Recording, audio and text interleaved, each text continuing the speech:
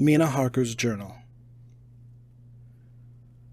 2 October, 10 p.m. Last night I slept but did not dream.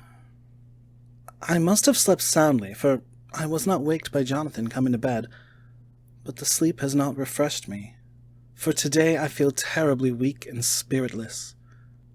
I spent all yesterday trying to read or lying down dozing. In the afternoon, Mr. Renfield asked if he might see me. Poor man. He was very gentle, and when I came away, he kissed my hand and bade God bless me. Some way it affected me much. I'm crying when I think of him. This is a new weakness, of which I must be careful. Jonathan would be miserable if he knew I had been crying. He and the others were out till dinner time, and they all came in tired. I did what I could to brighten them up, and I suppose that the effort did me good, for I forgot how tired I was. After dinner they sent me to bed, and all went off to smoke together, as they said, but I knew that they wanted to tell each other of what had occurred to each during the day. I could see from Jonathan's manner that he had something important to communicate. I was not so sleepy as I should have been, so before they went, I asked Dr. Seward to give me a little opiate of some kind, as I had not slept well the night before. He very kindly made me up a sleeping draught, which he gave me, telling me that it would do me no harm, as it was very mild. I have taken it, and am waiting for sleep, which still keeps me aloof.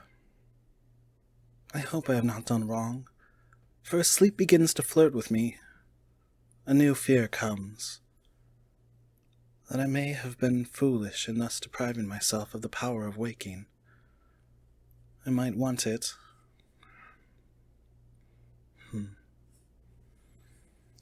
Here comes sleep. Good night. Jonathan Harker's journal. 2 October. Evening.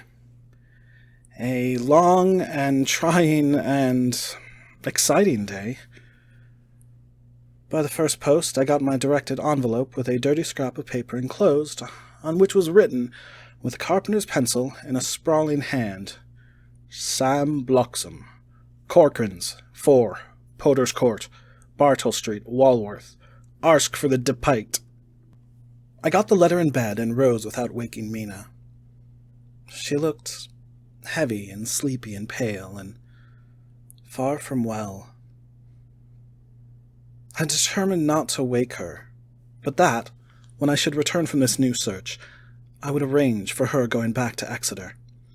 I think she would be happier in our home, with her daily tasks to interest her, than in being here amongst us and in ignorance. I only saw Dr. Seward for a moment, and told him where I was off to, promising to come back and tell the rest as so soon as I should have found out anything. I drove to Walworth, and found with some difficulty Potter's Court. Mr. Smollett's spelling misled me, as I asked for Potter's Court instead of Potter's Court. However, when I had found the court, I had no difficulty in discovering Corcoran's lodging-house. When I asked the man who came to the door for the depite, he shook his head and said, I don't know him. There ain't no such person here. I never heard of him in all me bloomin' days. Don't believe there ain't nobody of that kind living here or anywheres. I took out Smollett's letter, and as I read it, it seemed to me that the lesson of the spelling of the name of the court might guide me. What are you? I asked. I'm the deputy, he answered. I saw at once that I was on the right track. Phonetic spelling had again misled me. A half-crown tip put the deputy's knowledge at my disposal, and I learned that Mr. Bloxham, who had slept off the remains of his beer on the previous night at Corcoran's, had left for his work at Poplar at 5 o'clock that morning.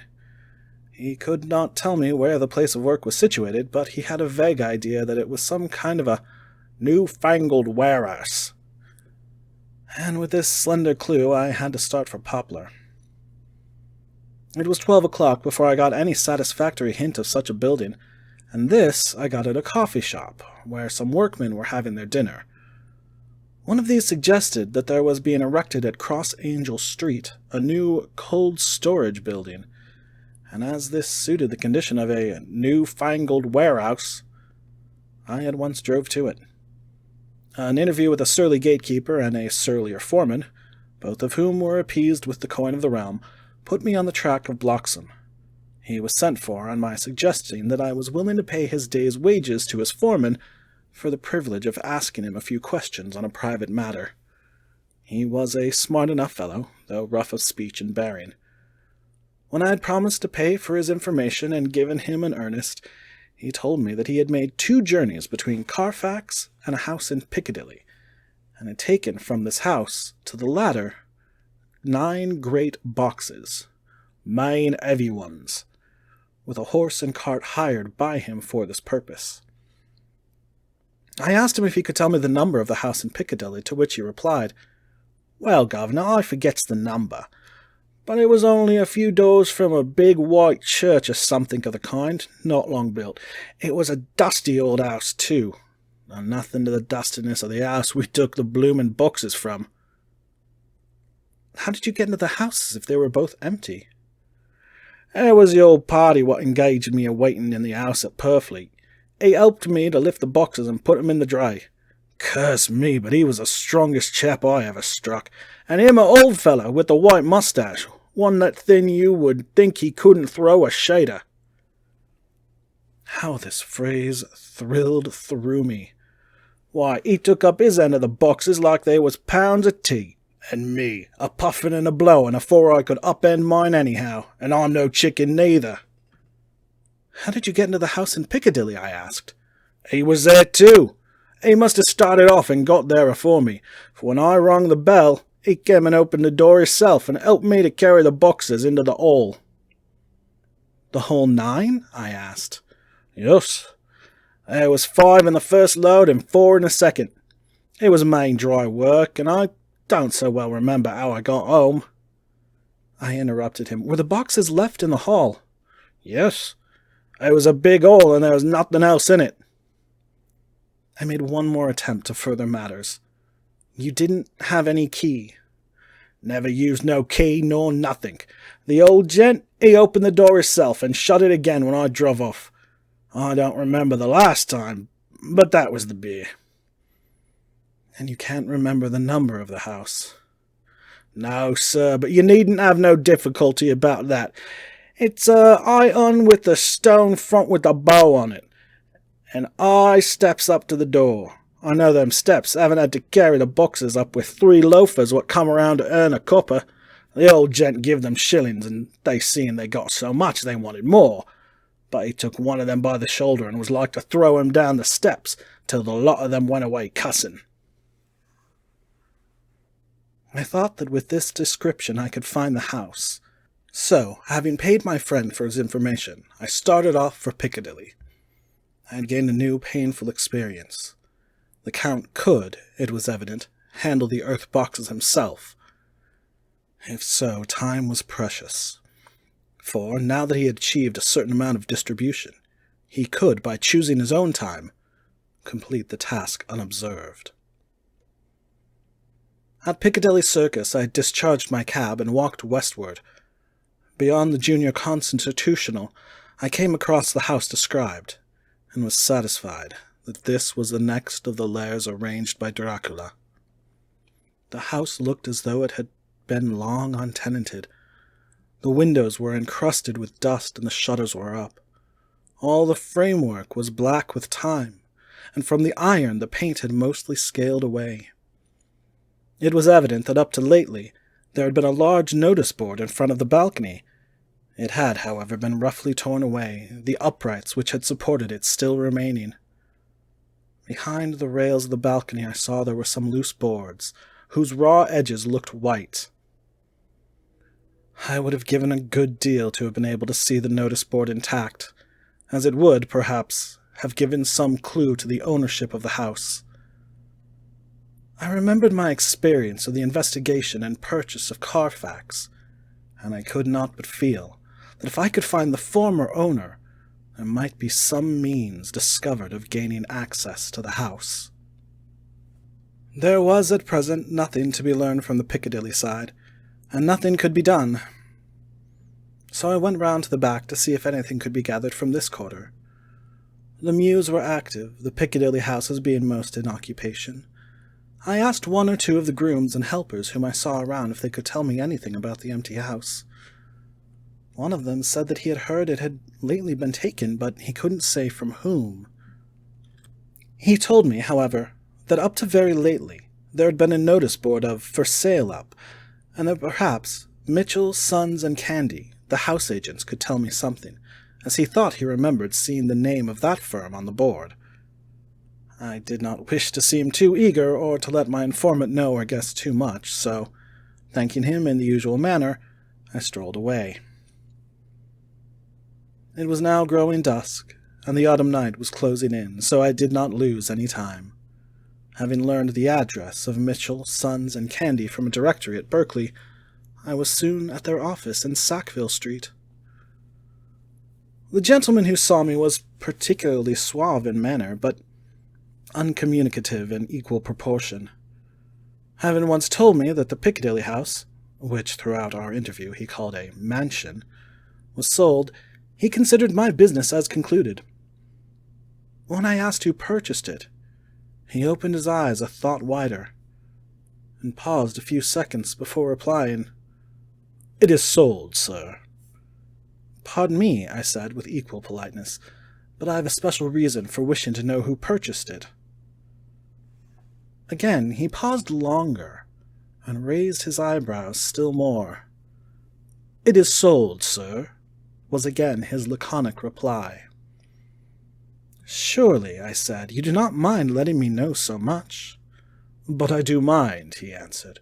"The affairs of their clients are absolutely safe in the hands of Mitchell, Sons, and Candy." This was manifestly a prig of the first water, and there was no use arguing with him. I thought I had best meet him on his own ground, so I said, "Your clients, sir, are happy in having so resolute a guardian of their confidence. I am myself a professional man." Here I handed him my card. "In this instance I am not prompted by curiosity. I act on the part of Lord Godalming, who wishes to know something of the property which was, he understood, lately for sale." These words put a different complexion on affairs. He said, "I would like to oblige you if I could, Mr. Harker, and especially would I like to oblige his lordship. We once carried out a small matter of renting some chambers for him when he was the Honourable Arthur Holmwood. If you will let me have his lordship's address, I will consult the house on the subject, and will, in any case, communicate with his lordship by tonight's post. It will be a pleasure if we can so far deviate from our rules as to give the required information to his lordship." I wanted to secure a friend and not to make an enemy, so I thanked him, gave the address at Dr. Seward's, and came away. It was now dark, and I was tired and hungry. I got a cup of tea at the Aerated Bread Company, and came down to Purfleet by the next train. I found all the others at home. Mina was looking tired and pale, but she made a gallant effort to be bright and cheerful. It wrung my heart to think that I had to keep anything from her, and so caused her inquietude. Thank God this will be the last night of her looking on at our conferences, and feeling the sting of our not showing our confidence. It took all my courage to hold to the wise resolution of keeping her out of our grim task. She seems somehow more reconciled, or else the very subject seems to have become repugnant to her, for when any accidental allusion is made, she actually shudders.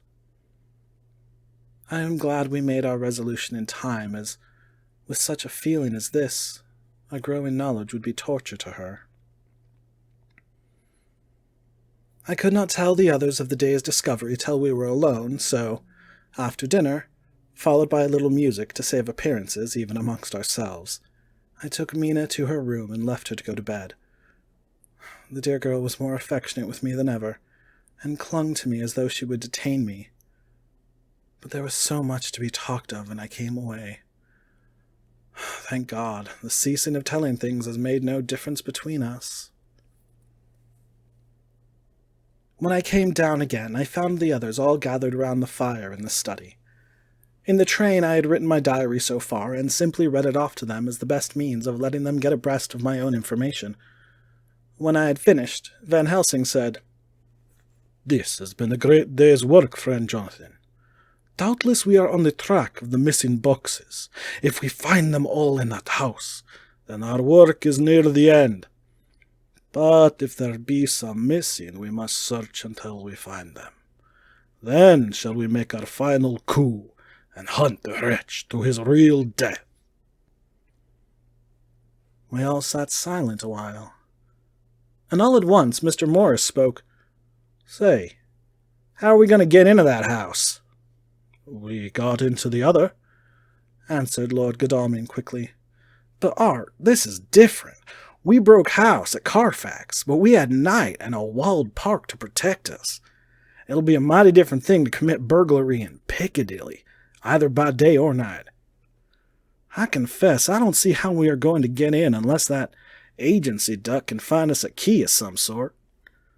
Perhaps we shall know when you get his letter in the morning." Lord Godalming's brows contracted, and he stood up and walked about the room. By and by he stopped and said, turning from one to another of us,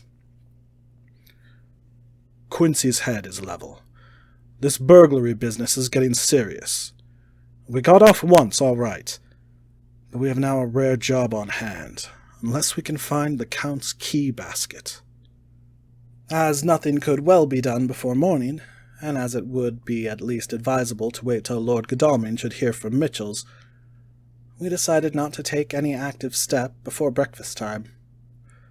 For a good while we sat and smoked, discussing the matter in its various lights and bearings, and took the opportunity of bringing this diary right up to the moment.